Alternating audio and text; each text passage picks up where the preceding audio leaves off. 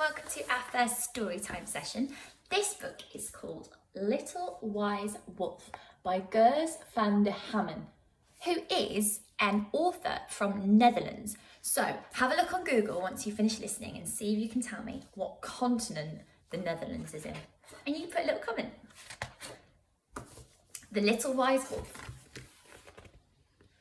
Far away, on the other side of the mountains, there lived a little wolf. He read big books, he discovered new stars, he knew every herb, he knew everything. Because he knew so much, almost everyone called him Little Wise Wolf, and that made him feel rather proud.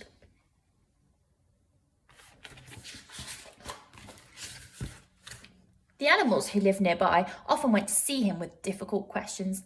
"Little Wise Wolf," called the bear, "what do butterflies eat?" "Little Wise Wolf, where does the rain come from?" asked the goat. "Little Wise Wolf, how many stars are in the sky?" barked the badger. "Wise Wolf, I can't read," squeaked a small rabbit. "Will you help me?" But Little Wise Wolf did not want to be disturbed. He still had so many big books to read, so that he could become even wiser. "I don't have time for all these questions," he muttered. His door remained closed. Do not disturb.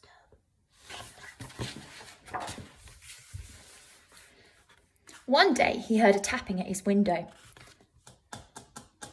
A big black bird flew into his house. It was the king's crow with a note around its neck. "Dear Wise Wolf, I am very ill. Only you can make me better. Please help, yours, the king." "No time," shouted Little Wise Wolf. "There's a plant I need to research and a big book to finish reading, and I think I've just found a new star. I'm really rather busy right now." When the king calls, you have to come," said the crow.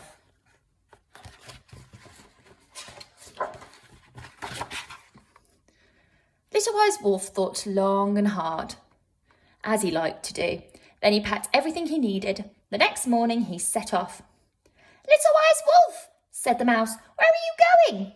"I'm off to see the king. I don't have time for all these questions," he growled, and he cycled away.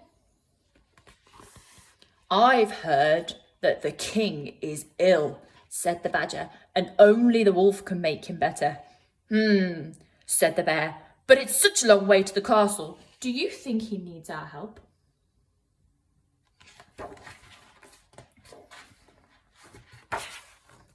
The road was very long. Little Wise Wolf pedalled and pedalled and pedalled.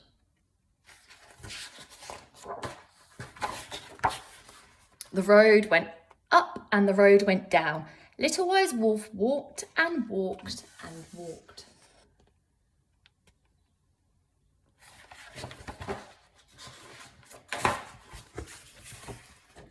The mountains became higher and higher. Little Wise Wolf climbed and climbed and climbed. "He's going so slowly," whispered the goat. "Do you think he needs our help?" "Well, we're really rather busy right now," said the rabbits.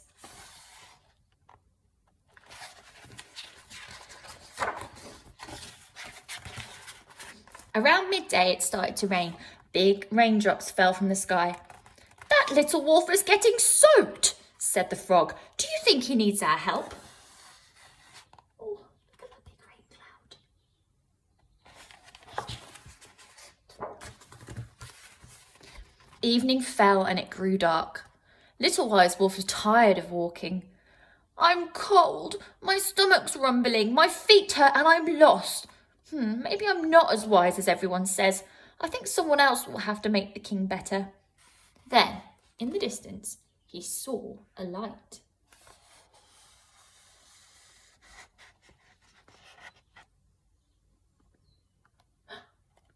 There it is.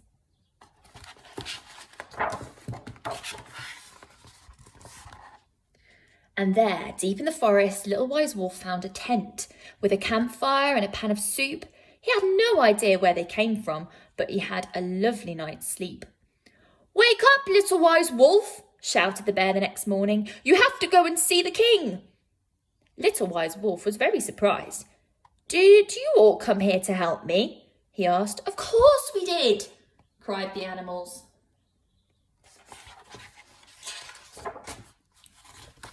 They took him to the very edge of the forest. Aren't you coming with me? Asked Little Wise Wolf. No, you can do it alone from here, said the bear.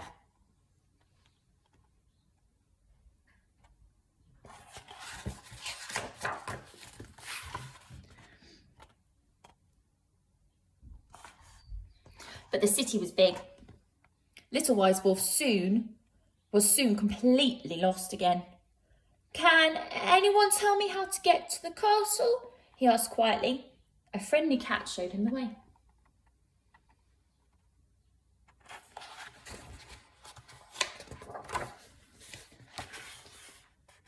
Finally, Little Wise Wolf arrived at the castle gates, but then he couldn't go any further.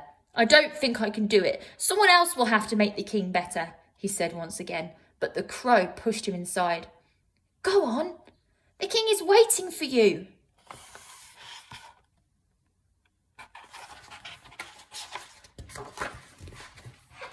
Hello, Little Wise Wolf, said the king weakly. Thank you for coming.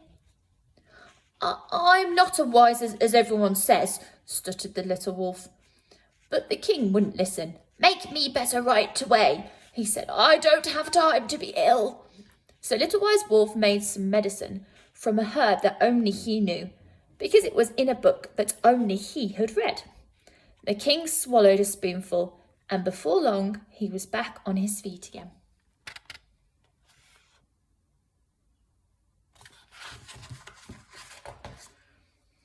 Please, begged the king. Stay here and be my royal doctor. I'll give you the tower room so you can look at the stars. No one will disturb you. You can read big books all day long. But for once, Little Wise Wolf did not have to think long and hard. I need to go back to my friends on the other side of the mountains, he said. I still have a lot to learn from them. There he is, going back. Since then, Little Wise Wolf is never too busy when the other animals come to see him. No one knows how, but he reads just as many big books as before, and he discovers just as many plants and stars, maybe even more.